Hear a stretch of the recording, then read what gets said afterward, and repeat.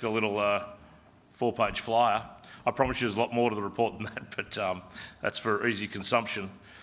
But we were created 6 years ago to provide a voice for a region that too often have been left behind, to remind people that the projects and the big money building cities and infrastructure shouldn't ignore Western Sydney. In fact, it should be centred here.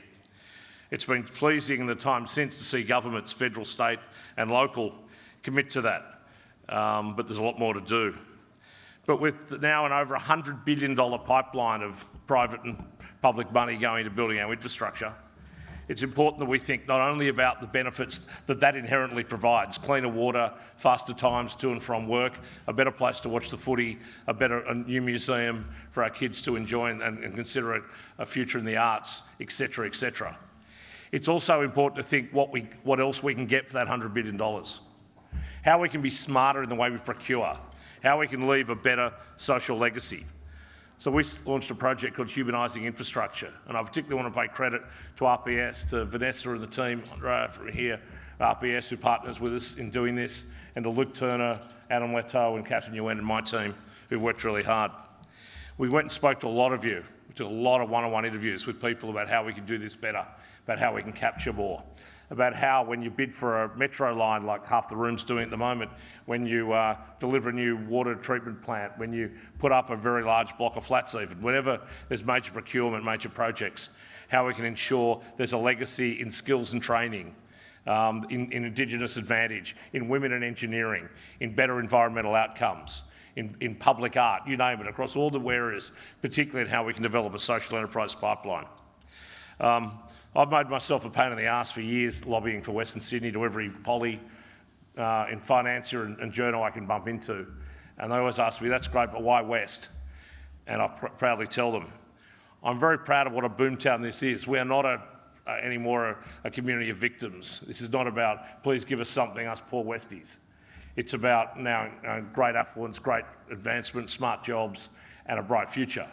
But we cannot ignore the fact there are still some dark stats to our region vis-a-vis the rest of Sydney.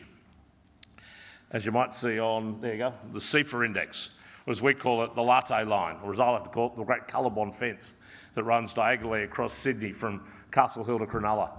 And for too often, your future is determined by which side of the line you live on. You saw there the median's about 1,000, right? So if you're the average on the left-hand side, the southwest side of that line is Western Sydney and northeast. A distinct difference in income. It's the same around around life expectancy. Literally, you live longer if you live on the northeast side of that line. Quite simple. Something we saw with stark relevance in East London when we went there 2 years ago to look at the equivalence there and the convergence programs. The NAPLAN results. I mean, this is probably the saddest statistic you'll ever see about Western Sydney. Despite the heroic efforts of education, private and public and Catholic and everybody, we're getting better, but there is still a distinct difference in your economic advantage or otherwise which side of the line you live on. And as we just said with the Premier, social housing concentration. This map is kind of scary, right? Public housing, social housing need on one side of the line. So, governments and private sector are doing an awful lot to change that by building better cities, by building better links, by making commute times easier, by bringing jobs and education to our region, undeniably. But there's more we can do, because I don't want to leave 1 cent left unspent, one wasted opportunity where we can do something about it. So we saw through, also through COVID this year, COVID didn't cause the problems in Western Sydney, COVID highlighted them, because people had worse health outcomes, worse housing outcomes, worse education. We had bad COVID outcomes. And lockdown LGAs like the Mayor of Canterbury Bank's there with us and a bunch of others who had to endure and lead their people through those lockdowns. It was very tough, and we were able to see exactly what the challenges ahead for us to do something more about it. But what we're starting to see now is what it also showed everybody was Western Sydney can be the solution, not the problem. I love this photo. Look at Adam Leto, everybody. That's his blue steel. He's been practicing that shot. I've got to get square for a photo he took the piss out of me with 6 months ago in this room. But that is blue steel like you've never seen. But what is written in Adam's wonderful article in Telly was about, Western Sydney. It's the place where the people who look after your parents grandparents in aged care live. It's the place where the people who are building the infrastructure that you want to enjoy live. It's the place where people who are running logistics, driving, getting your parcels delivered. It's the place where people who staff the cafes that you eat in live. And I think government, it's almost naive, but a realisation, oh God, the city shut down when Western Sydney shut down because all the jobs the East don't want to do are being done by people living in the West. And it's not good enough that we continue to see Western Sydney as a dormitory suburb to fill the factories and offices of the East. It's about finding our own outcome. So our view is that there's $100 billion being spent. How can we spend it better? How can we literally get every cent now that can go into projects? And it's not as if there's not goodwill. Tier 1 contractors in the room doing their best. Every time there's a major project, they find Aboriginal employment jobs. They're promoting skills and safety innovation. They are trying to get good environmental outcomes. So it's not as if we're inventing this. We're just saying, how can we go a little bit further? So what do we find? Through these stakeholder interviews conducted from ministers, CEOs, community workers, local government, you name it, we spoke to everybody and spent a lot of time. The agreement was such that there need to be more that could be done. There is more that can be done by a range of things, enforcement. Coming out of COVID, you just heard from the Premier, there's signs the government's going to continue to be bold and brash. They're going to spend their way out. Austerity is not the way to do it. And they're going to keep investing, and they're going to keep investing in our region. We won't let them stop. We've had both Premier and the opposition leader, Minns, both declare that Western Sydney is their political future. And trust me, you don't say that to us without, and think we're not going to take advantage of that. We're going to remind them every day, if it is your future, it's a future you need to invest in if you want to benefit from. We won't let this opportunity for convergence go unleveraged. We make sure we get the smart jobs, the parks, the hospital beds, the school and TAFE teachers, the renewable energy we need, the swimmable water we need, the museums we want, and the stadiums we never got in the past. We're going to keep pushing for all of it because we're trying to rebuild one entire city of the central city and build a brand new city of the Western Parkland city and reinforce the existing city centres of that area. But it's not negotiable that we let it go. After a period when government sold a lot of public assets and were able to invest that infrastructure on their own, almost private sector investment has gone backwards during that time, been crowded out by government, helped by authoritarian control that's necessary through floods, bushfires, pandemics. But we've got to help government win itself off government. We've got to rebuild partnerships between the public and private sector and the community sector. It's only a grand coalition that gets the Western Sydney we want. Government won't and can't do it all on its own. Private sector won't do it all on its own. And community sector has the will but doesn't have the way to do it on its own. So we want to make that absolutely work. We want not only brand new shiny aerotropolises and health and research precincts, we want swimmable water in the rivers. Why should the people of Penrith and Parramatta not have the same opportunity to swim after hours as they do in Balmoral and Bondi? It's not good enough to have fixed the harbours and ocean, which were appalling in Sydney historically. What an achievement to fix that water. But to abandon the rivers of the West, or the Lake Parramatta I grew up in, to wade through blue-green algae, or not give the people of Western Sydney, Sydney Penrith Lakes to swim at their own beaches, that is the sort of things we're going to push for and continue to push for. So, we found out through COVID the success of our not-for-profit region. Remarkable success, stepping up and working with local government. Two things that sometimes weren't that popular. Local governments back in town, because COVID showed what leadership they could provide, particularly in our Western lockdown areas. And I acknowledge to you, Cal, and your colleagues, take back from us, support for what local government carried through. But also, we saw the rise of the not-for-profit sector, particularly the capacity they had to trust in communities to spread a message when government PR wasn't working with some communities. They went to their trusted allies in that sector.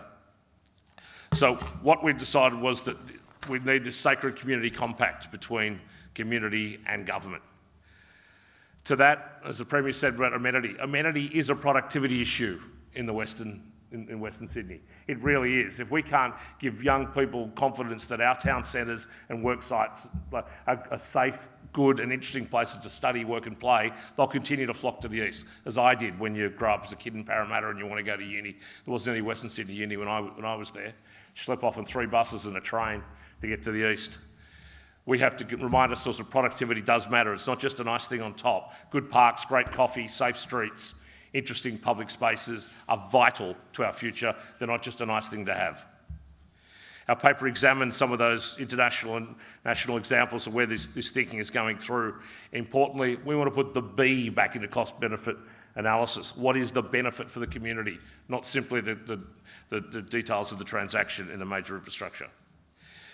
So, as I said, we brought in Vanessa and Andrea from RPS to help us. They're recognised globally as this, and we know Vanessa's great. She used to work with us, so she's ex-Parramatta Council, she's ex-Dialogue, and now she's applying a trade via Lend-Lease in London and come back to RPS, and she's been a great asset to work with our team to do that.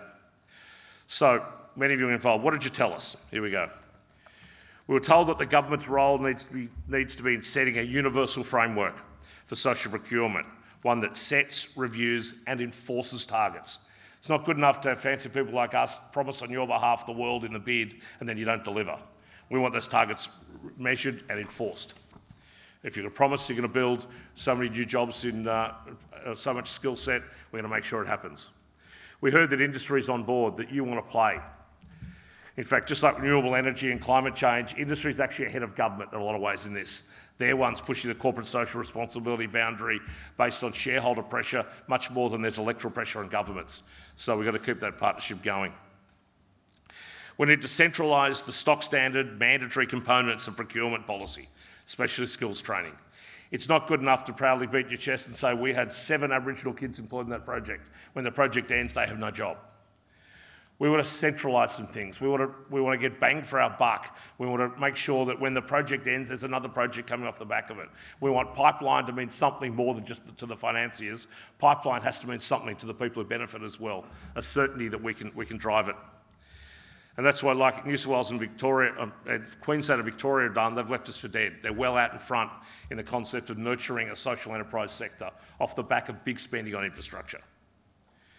We've heard that deliberate regional discrimination by way of a Western Sydney first policy mightn't necessarily work so much, but we do know that Western Sydney is a great place to trial something. So trial it. Let's trial on the massive spend that's happening here. Let's trial a way to see how we can capture and hold a bit more of it.